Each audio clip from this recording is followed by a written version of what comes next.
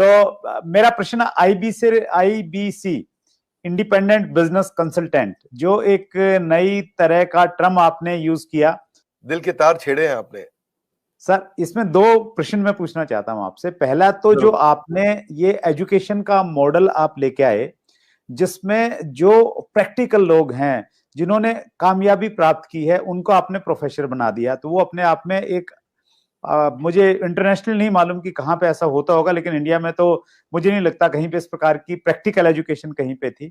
और उसके बावजूद जो आईबीसी मॉडल आप लेके आए कि आप लोगों के पास में जाइए और हर व्यक्ति को उसकी डिटेल जानकारी मिले कि कोर्स में क्या मिलेगा, तो इस बदली हुई परिस्थिति में सर आईबीसी मॉडल के लिए आप क्या स्कोप देखते हैं सर?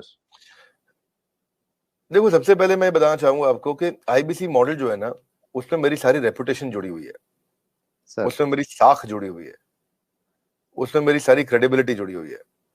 तो आईबीसी मॉडल कभी गलत ना चला जाए, कभी कोई गलती ना हो जाए, उसके लिए मैं सबसे ज्यादा जान लगाता हूं। क्योंकि अगर आईबीसी मॉडल में थोड़ी सी भी कमी रह जाती ना, तो लोग बहुत दुखी हो जाते। तो मैं क्या करता हूं, मैं फीडबैक से बहुत काम करते रहा हूं।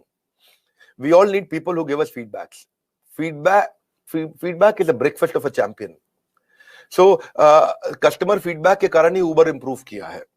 सो कस्टमर को सेंट्रल पोजीशन पर रखना चाहिए। तो जो आईबीसी है हमारी कंपनी के सेंट्रल पोजीशन में है।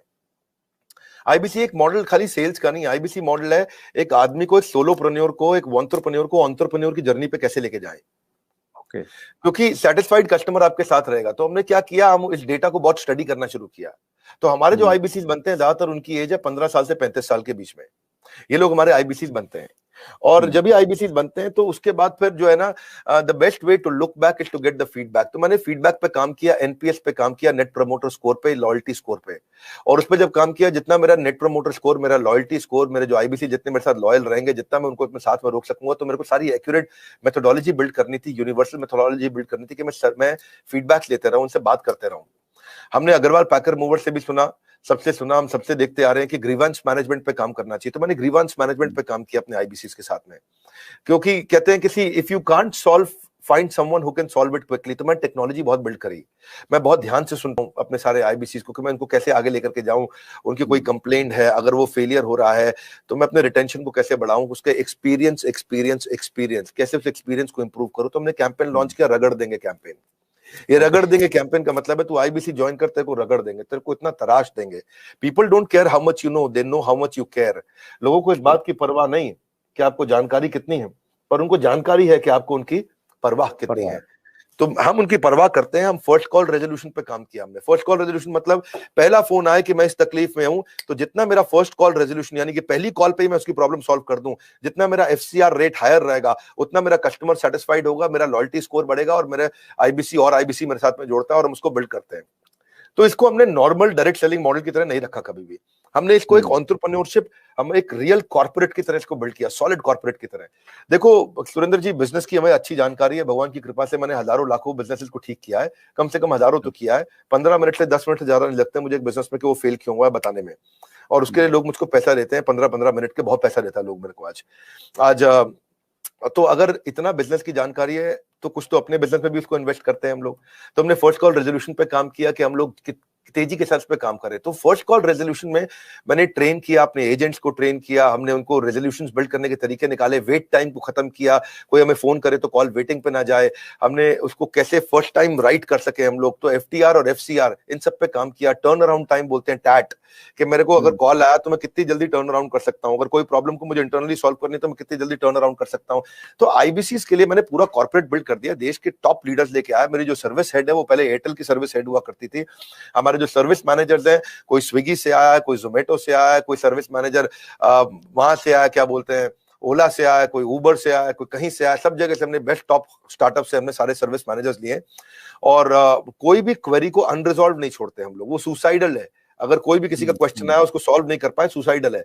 आपको पता है आज सारी एमएलएम कंपनीज क्यों डूबती है? नंबर 1 टॉप कारण है नेगेटिविटी। जिस समय किसी एमएलएम में नेगेटिविटी फैल जाती है वो खत्म हो जाती है, गेम ओवर हो जाता है। तो हमें ये सब चीजें देखी है, हमने ऑब्जर्व करी हैं। तो हम चाहते थे keeping a query unresolved for too long is suicidal, तो वो नहीं करना कभी भी।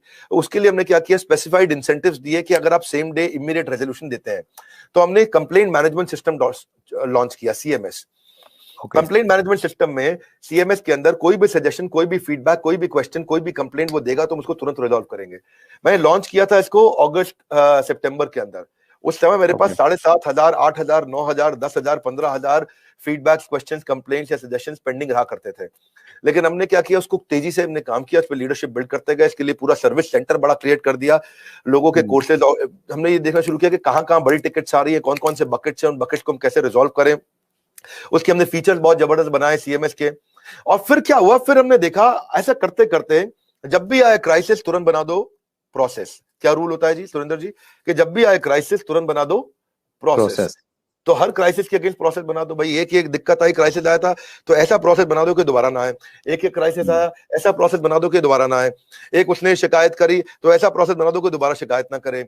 मैं स्टूडियो में बैठा हूं, मेरे साथ में टीम काम कर रही है, अभी मान लो कोई यहाँ पे शिकायत आती है कि भाई इधर मच्छर बहुत है, तो वो ऐसा प्रोसेस बना दे कि अगली बार मच्छर ना मिले यहाँ पे भाई, कम से कम पहले ऑल आउट वगैरह जो भी लगाना है आपको भाई। यहाँ पे अगर लाइट ठीक नहीं आ रही चेहरे पे तो ऐसा प्रोसेस बना दो कि चेहरे पे लाइट ठीक आए। तो जब आए क्राइसिस तुरंत बनाओ प्रोसेस। तो कई बार क्या होता है, बनाते बनाते हमने 750 प्रोसेस बना दिए।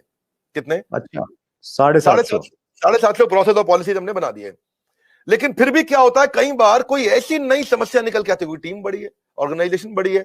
आज हमारे 100 से ज्यादा ऑफिस हो गए हैं, अब आई थिंक 102, 104 ऑफिस हो चुके हैं हमारे, और 250 ऑफिस हो जाएंगे अगले 2 क्वार्टर के अंदर, क्योंकि हर जगह से फ्रेंचाइजी की रिक्वायरमेंट आ रही है। हर कोई बड़ा, जिसने भी कभी डायरेक्ट सेलिंग किया है, जिसने कोई सेल्स का बिजनेस किया है, जिसने कोई और तरह का सेल्स का बिजनेस किया है या कुछ कम काम किया है, वो कहता है मुझे अपनी फ्रेंचाइजी दे दो। हमारे यहाँ क्योंकि फ्रेंचाइजी सब 1-1 करोड़ रुपए का रेवेन्यू आराम से कर जाते हैं महीने का। 50-50 लाख वाले तो बहुत सारे हैं जो महीने का रेवेन्यू करते हैं 50-50 लाख रुपए, तो वो कहते हैं अपना फ्रेंचाइजी दे दो। तो अपने फ्रेंचाइजी ऑफिस बढ़ा रहे हैं। लेकिन होता क्या है कि इन सब के करते कराते टीम जब इतनी बड़ी हो जाती है तो प्रॉब्लम भी नई नई तरीके की आती है, क्रिएटिव प्रॉब्लम आती है, अलग प्रॉब्लम आती है। एक भाई हमारा आईबीसी है, वो कहता है कि मैं पहले देहरादून में काम करता था, अब मैं देहरादून से मैं शिफ्ट हो गया हूं इलाहाबाद, अब मेरे को इलाहाबाद के ऑफिस में कनेक्ट कर दो। और उसकी जो पिछले महीने की सेल थी उसमें आखिरी दिन पे उसने कुछ बड़ी ट्रांजैक्शन करी जिसका इंसेंटिव उस ऑफिस को मिलना था, लेकिन वो यहां शिफ्ट हो गया तो उसके ऑफिस का इंसेंटिव अटक गया, और वो यहां शिफ्ट हुआ तो उसके साथ में कुछ करते करते कहीं वो कॉम्प्लिकेटेड चीज निकल आती है। तो 751वां प्रोसेस चाहिए इसके लिए, 752वां प्रोसेस चाहिए, ये 753वां नया क्राइसिस आया है, तो उस क्राइसिस के अगेंस्ट नया प्रोसेस चाहिए। तो हमने नया टीम बना दिया, उसको बोलते हैं E cube, empathetic execution of exception. E empathy मतलब परानुभूति, सहानुभूति के साथ। एग्जीक्यूशन मतलब तेज फटाफट डिसीजन। एक्सेप्शन मतलब ऐसी चीज का जो पहले कभी आई नहीं। सो एम्पैथी, एग्जीक्यूशन, एक्सेप्शन, ये 3 चीज को हम बोलते हैं ई-क्यूब। तो उसके लिए हमने टीम बनाई। इस टीम के अंदर हमने फाइनेंस, टेक्नोलॉजी और सर्विस के लोग हैं। कहीं पेमेंट का इशू है, कहीं टेक्नोलॉजी का इशू है, कहीं सर्विस का इशू है, किस चीज का इशू है, कहीं लर्निंग एंड डेवलपमेंट का इशू है, कहीं सेल्स की कैपेबिलिटी का इशू है, किस चीज का इशू है। तो हमने एक टीम बनाई, और जैसे ही कोई नई प्रॉब्लम आई 4 घंटे के अंदर नई पॉलिसी तैयार करेंगे, नया प्रोसेस तैयार करेंगे, और 4 घंटे के अंदर उसको सोल्यूशन देंगे। हमारे यहाँ रूल है, अगर पूरे दिन के अंदर वर्किंग आवर में किसी भी समय कोई भी complaint, suggestion, feedback, question, discussion हो गया तो शाम को 7 बजे से पहले या एंड ऑफ द डे, तारीख बदलने से पहले पहले उसी दिन के अंदर कितना भी कठिन क्यों ना हो सॉल्व करना है। तो मेरा जो फीडबैक स्कोर हुआ करता था शुरुआत में वो बहुत लो था, वो हमने फिर उसको इंप्रूव किया। आज आपको जान के खुशी होगी, पिछले 2 क्वार्टर से मैं अपने फीडबैक स्कोर को 98% पे मैनेज कर पा रहा हूं। यानी कि 98% का फीडबैक हमारा ऐसा है 5 स्टार, और बाकी 2% है, कोई 3 स्टार 4 स्टार भी देता है, और कोई कम भी दे सकता है। तो वो हमारे लिए फिर नया प्रोसेस बनाने की संभावना आ जाती है। तो अच्छा लगता है, आईबीसी का मॉडल हमारा बहुत अच्छा चल रहा है।